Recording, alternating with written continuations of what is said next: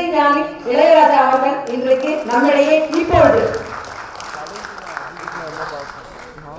நீங்க பேசுறப்ப ஆத்ம திருப்தின்னு சொன்னீங்க.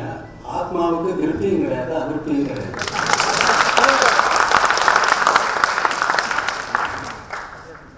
அது என்ன அறிமுகப்படுத்துறேன்னு சொன்னீங்க.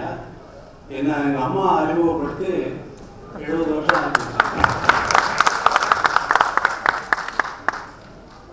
கலாமையா அவர்கள் பெயரால் ஆரம்பிக்கப்பட்ட இன்டர்நேஷனல் ஃபவுண்டேஷன் என்ற அமைப்பை தொடங்கி வைப்பதில் நான் மிகவும் மகிழ்ச்சி அடைகிறேன். ஏனென்றால் ஐயா அவர்கள் பறக்கணும் பறக்கணும் பறக்கணும் என்று ஆசைப்பட்டதை பல சிறு வயதில் நான் பறந்து கொண்டிருந்தேன். என்னுடைய கற்பனையில் என்னுடைய இசை உலகத்தில் நான் பறந்து கொண்டிருந்தேன். அவர் ஒரு பக்கம் என்ன கஷ்டப்பட்டிருக்காரு, எவ்வளவு தாக்கத்தை மக்கள் மத்தியிலே ஏற்படுத்தி இருக்கிறார் என்பதை என் கண்கூடாக நான் பார்க்க வேண்டிய சந்தர்ப்பம் ஏற்பட்டது.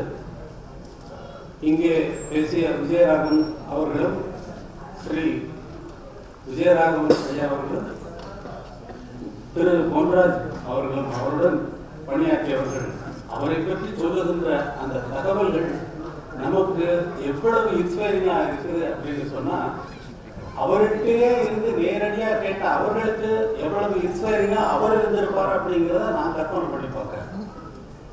ஏன்னா ஒரு தாக்கத்தை ஏற்படுத்துவது என்பது ஒரு சாதாரண விஷயம் இல்லை. போற போக்கில் ஈஸியா சொல்லிட்டு போயிடுவார் அவரு. ஆனா அதை காரியமா நடத்தி அதை கொண்டு வந்து முடிக்கிறப்ப எப்படி என்ன பலன் கொடுக்கிறது அப்படிங்கிறது தான் விஷயமே. ஒரு அணுவை கூட செலுத்துவதற்கு ஒரு கருவி வேண்டும், ஒரு மனிதன் வேண்டும், அவன் சரியான முறையிலே இயங்க வேண்டும், அவன் நினைக்கின்ற காரியங்கள் எல்லாம் நடக்க வேண்டும். ஆனால் மக்கள் மத்தியிலே, நெஞ்சத்திலே, இதயத்திலே, உள்ளத்திலே சென்று ஊடுருவி சென்று ஒவ்வொரு மனிதன் இதயத்திலும் இந்த மனிதன் எப்படி போய் உட்கார்ந்தான், யார் செலுத்தியது, அவருடைய பியூரிட்டி அல்லவா, அவருடைய எனர்ஜி அல்லவா, பியூர் எனர்ஜி. 4 கோடி மாணவர்களை ஒரு தனிப்பட்ட முறையிலே சந்தித்திருக்கிறார் என்றால், உலகத்திலே எந்த தலைவன் சந்தித்தான், எந்த தலைவன், எந்த மரபுரு, எந்த அரசியல் தலைவர், எந்த நாட்டு பிரசிடென்ட், குடியரசுத் தலைவர் சந்தித்தார்? இல்லை, சரித்திரத்திலே கிடையாது. சாதனைகள் என்று சொன்னால் அது அவர். எந்த சாதனையும் சாதனை இல்லை. அப்துல் கலாம் இந்த நாட்டில் பிறந்தது இறைவன் நமக்கு கொடுத்த வரம் என்றுதான் நாம் கொள்ள வேண்டும். இந்த மத சார்பு இருக்கா? இல்லை, மத சார்பு இல்லை. அதற்காக மதத்தை வெறுப்பவர் அல்ல. மதங்களில் இருக்கக்கூடிய சாராம்சங்களை எல்லாம் எடுத்துக்கொண்டு மாணவர்களிடம் கொண்டு போய் சேர்த்தவர், அதை செயல்முறையிலே காட்டியவர். நான் அவர் மறைந்த அந்த நாட்களிலே சென்னையிலிருந்து ஒரு எங்கேயோ ரிமோட் வில்லேஜுக்கு நான் போயிட்டு இருக்கேன், காரில் போயிட்டு இருக்கேன். ஏன்னா ஒரு நாள் இடைவெளி கூட இருக்காது ஐயா, ஒரு நாள் இடைவெளி கூட கிடையாது. எங்கேயோ போறேன். நான் ஒரே ஒரு இது மட்டும் சொல்றேன். ஒரு போற வழியில ஒரு சின்ன டீ கடை இருக்குது, அது கூரை போட்ட டீ கடை. அந்த டீ கடையை ஒட்டி ஒரு பாதை போகுது. அந்த பாதை வழி பார்த்தோம்னா தூரத்துல ஒரு 4 பர்லாங்கிலையோ ஒரு 5 பர்லாங்கிலையோ அல்லது ஒரு அவ்வளவு தூரத்துல ஒரு 10-15 வீடு, ஒரு 20 வீடு இருக்கலாம்.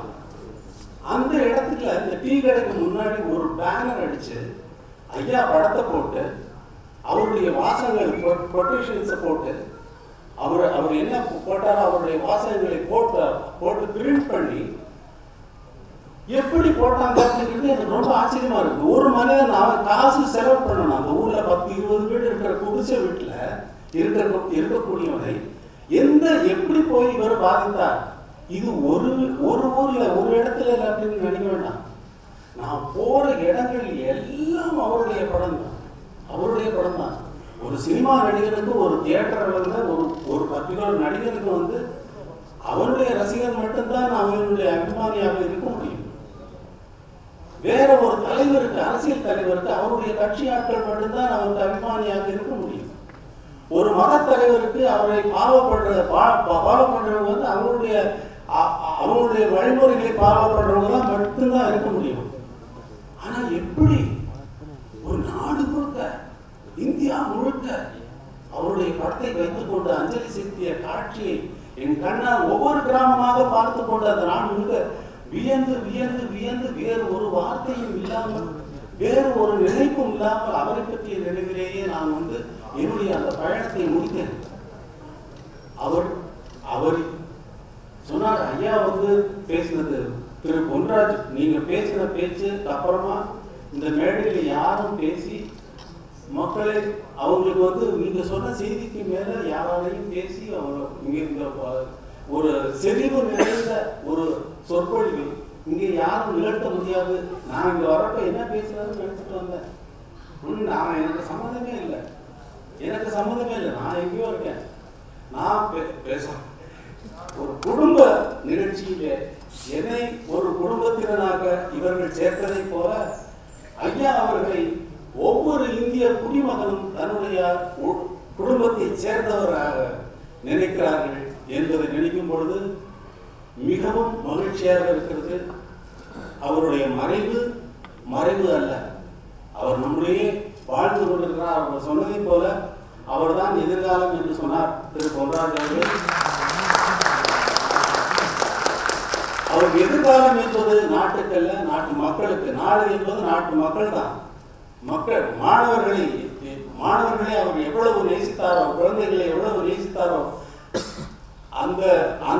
அதுதான் அந்த எதிர்காலம். அவர்களுக்குத்தான் எதிர்காலத்தை அவர் கனவு கண்டாரே தவிர, அவர் கனவு நிறைவேறுவதற்காக, அவர் கனவை நனவாக்குவதற்காக இறைவன் எல்லா ஆசிகளையும் வழங்கி இருக்கிறான். அது நிறைவேறும், சத்தியமாக நிறைவேறும் என்பது என்று இறைவனை, எல்லாம் வல்ல இறைவனை நான் வேண்டிக் கொண்டு என்னுடைய உரையை முடித்துக் கொள்கிறேன். நன்றி.